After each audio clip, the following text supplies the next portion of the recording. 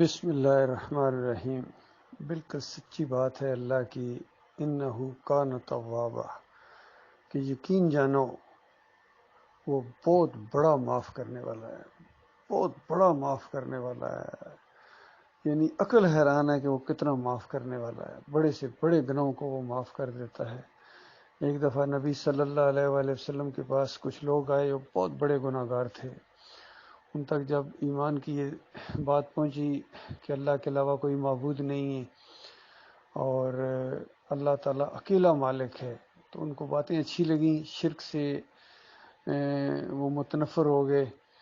لیکن بہت بڑے گناہ گار تھے، اب پریشان تھے کہ کیا اتنے بڑے گناہ گار کو بھی اللہ تعالیٰ معاف کر دے گا؟ کیا وہ اسلام قبول کر سکتے ہیں؟ تو آئے نبی صلی اللہ علیہ وآلہ وسلم کے پاس، تو اپنے گناہوں کا بھی اقرار کیا اور کہا کہ آپ کی باتیں ہمیں اچھی لگتی ہیں، لیکن ہمارے ساتھ مسئلہ یہ ہے کہ ہم بہت بڑے بڑے گناہ گار ہیں۔ تو سورہ زمر کی وہ آیتیں نازل ہوئیں،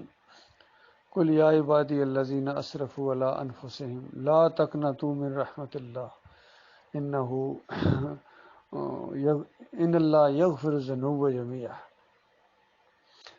کہ میرے ان بندوں کو کہہ دو، یعنی خالص ان بندوں کی طرف اشارہ ہے جو گناہ گار بندے تھے، کہ یہ میرے بندے آئے ہیں آپ کے پاس مسئلہ پوچھنے کے لیے، اب میری طرف سے یہ بات ان کو کہہ دو کہ اگرچہ تم لوگوں نے گناہ کر کے اپنی جانوں پر بہت بڑا ظلم کیا ہے، تمہارا اپنا نقصان ہوا اس سے، لیکن اللہ کی رحمت بہت واسع ہے، اللہ کی رحمت سے مایوس نہ ہونا، اور وہ بڑے بڑے گناہوں کو معاف کرنے کے اوپر قادر ہے۔ اور خاص کر جب بندہ اسلام قبول کرتا ہے تو اس کے پچھلے سارے گناہ معاف کر دیے جاتے ہیں۔ عمر بن عاص رضی اللہ تعالیٰ عنہ جب ایمان لائے تو ہاتھ آگے بڑھایا بیعت کے لیے اور پھر ایک دم پیچھے ہٹا لیا۔ نبی علیہ السلام نے کہا کیا بات ہے؟ تو انہوں نے کہا بس میں ایک شرط کے اوپر بیعت کرنا چاہتا ہوں کہ میرے پچھلے گناہ معاف کر دیے جائیں۔ تو نبی علیہ السلام نے فرمایا عمر کیا تمہیں یہ معلوم نہیں کہ اسلام قبول کرنا یہ پچھلے گناہوں کا یعنی معافی ہو جاتی ہے، کفارہ ہو جاتا ہے، ختم ہو جاتے ہیں پچھلے گناہ، تو بہت بڑا معاف کرنے والا ہے۔ یقین کرو میرے بھائیو، یہی بات ہم اپنے قوم کے لوگ سامنے، عام لوگوں کے سامنے رکھتے ہیں، یہی ہماری دعوت ہے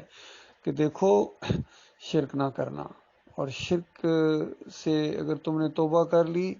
اور دوسرے اگر بڑے بڑے بھی گناہ ہیں تو معافی مانگو، پھر تو کہنا ہی کیا، پھر تو وہ فوراً معاف کر دیتا ہے اللہ تعالیٰ۔ لیکن بالفرض مسئلہ سمجھانے کے لیے کہ بڑے بڑے گناہوں سے بھی اگر معافی مانگنے کا موقع تمہیں نہیں ملا ہے، تمہاری موت آ گئی ہے، لیکن لا یشرک بھی شیئا، اللہ کے ساتھ تم شرک کرنے والے نہیں ہو، تو یقین کرو پھر بھی تمہاری معافی کی ایک امید موجود ہے،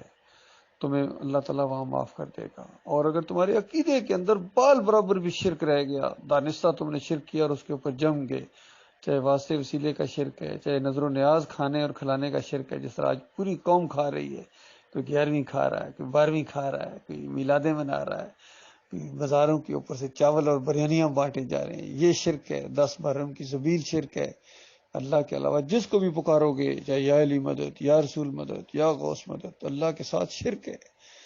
واسطہ وسیلہ جس کا بھی دو گے، چاہے اس طرح کہو گے یا اللہ تجھے عبد القادر جیلانی کا واسطہ، یا حسن حسین کا واسطہ، پنجتن پاک کا واسطہ، آخری نبی محمد صلی اللہ علیہ وسلم کا واسطہ، اپنے حبیب کا واسطہ، اس طرح کے واسطے وسیلے دو گے تو یہ قرآن کا انکار ہے، قرآن کا کفر ہے۔ مالک فرماتا ہے وَلِلَّهِ الْأَسْمَاءُ الْحُسْنَىٰ فَادْعُوهُ بِهَا، اللہ کے اچھے اچھے نام ہیں، ان ناموں کے ذریعے پکارو، اللہ کے نام ہیں، ان ناموں کے ذریعے پکارو گے اللہ کی رحمت جوش میں آئے گی۔ اور اگر کوئی کہے کہ نہیں اللہ نے بتایا ضرور ہے کہ میرے ناموں سے پکارو، لیکن میں ناموں سے پکاروں گا لیکن اللہ کے نہیں، کسی بندے کے نام سے میں واسطہ دوں گا، واسطہ وسیلہ، تو یہ خالص قرآن کا نہ صرف انکار ہے بلکہ اللہ تعالیٰ کی بہت بڑی توہین بھی ہے، شرک بھی ہے اور اللہ کی بہت بڑی توہین بھی ہے۔ اللہ تعالیٰ غور و فکر کرنے کی توفیق عطا فرمائے۔ اور یہ دعوت ہے اللہ کے بندوں جو اس 20ویں صدی کے آخر میں اٹھی ہے اس انداز سے کہ دیکھو شرک نہ کرو اللہ کے ساتھ، اور تمہاری یہ درگت بنی ہے پوری دنیا کے اندر یہ شرک کی وجہ سے ہے، جو آپس میں نفرتیں ہیں، لڑائیاں جھگڑے ہیں، مہنگائی ہے تمہارے اوپر، اللہ تعالیٰ نے نہ صرف یہ کہ چوروں ڈاکوؤں کو بلکہ ساتھ ساتھ وہ شرک کرنے والے مشرک بھی ہیں ان کو اللہ تعالیٰ نے تمہارے اوپر مسلط کر دیا ہے۔ اور جب تک تم خالص توبہ نہیں کرو گے، معافی نہیں مانگو گے اللہ سے، اللہ کے عذاب کا کوڑا برستا رہے گا۔ ہر سال ڈیڑھ کے بعد دیکھو کہ کتنی بڑی سے بڑی آفت تمہارے اوپر آتی ہے۔ مسلمانوں، کیا تمہیں ہوش نہیں ہے؟ پوری دنیا میں ہے کوئی تمہارا عزت اور وقار؟ یہ اسی وجہ سے کہ تم نے اللہ کے ساتھ شرک کیا ہے۔ کوئی جماعت، کوئی مسلک آج ایسا نہیں ہے، کوئی ملک ایسا نہیں ہے جہاں بالکل 100% ایمان خالص ہو، کہیں نہ کہیں شرک ہے۔ کسی میں 50 شرک ہیں، کسی میں 30 ہیں، کسی میں 10 ہیں، کسی میں 5 ہیں،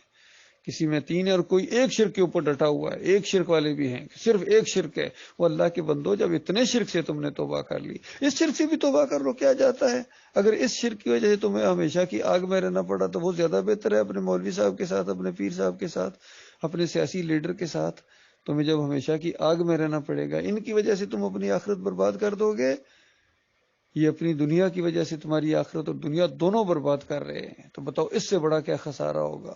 کہ اپنے بیوی بچوں کو ان پر قربان کر رہے ہو، ان کا ساتھ دے کے اپنے بیوی بچوں کو کیا مثال پیش کر رہے ہو؟ تمہارے مرنے کے بعد وہ بھی اسی راستے کے اوپر چلیں گے، کفر و شرک کے راستے کے اوپر، اور اس کے بعد کل قیامت کے دن تمہاری گریبان پکڑیں گے کہ ظالم، دنیا میں تم نے اچھا کھانا کھلایا، اچھی رہائش دی اور اچھا سٹیٹس دیا، لیکن یہاں آگ میں لے آئے ہو۔ جبکہ سمجھانے والے سمجھاتے بھی تھے کہ تمہارے اوپر کوئی اثر نہیں ہوتا تھا، ایمان کی دعوت آ چکی تھی، پھر تم نے مشرک بنا دیا، تم ایمان کی طرف نہ خدا ہے نہ ہمیں۔ ایسے دوست تمہارے اوپر لعنت ہو، ایسے بھائی تمہارے اوپر لعنت ہو، ایسے خاوند، ایسے باپ، ہر ایک رشتہ اس طرح لعنتیں بھیجے گا، ہمیشہ ہمیشہ کے لیے فرشتوں کی لعنتیں پڑیں گی، اللہ کی پھٹکار۔ یہ زیادہ بہتر ہے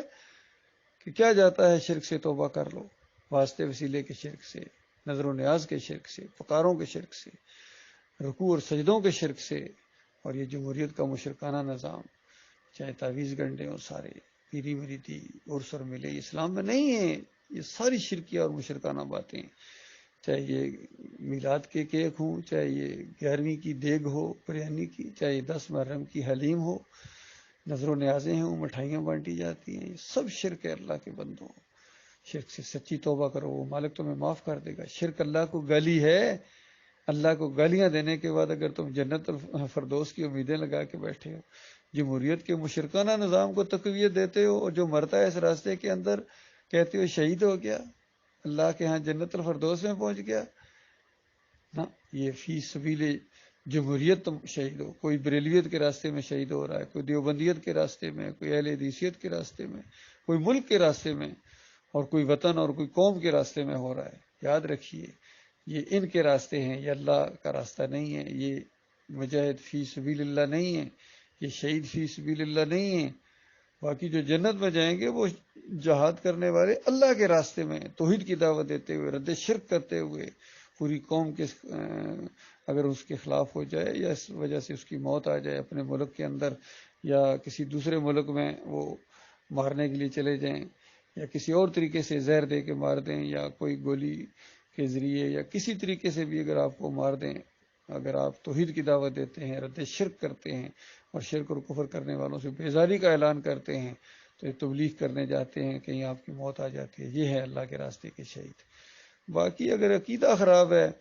تو بیت اللہ کی حفاظت میں بھی اگر تم مارے جاؤ گے، وردی کے اندر جو مرضی ہو جاؤ، تم جنت نہیں جا سکتے ہو۔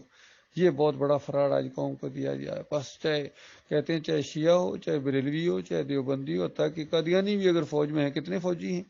جب مارے جاتے ہیں کہیں نہ کہیں تو کہتے ہیں سارے شہید ہو گئے، سارے شہید ہو گئے۔ سکھ بھی، تارا سنگھ جو سکھ میں افسر بن کے، اندازہ لگائیے اس جوانوں کا کیا حال ہوگا جس کا پلٹون کمانڈر، جس کا کمپنی کمانڈر،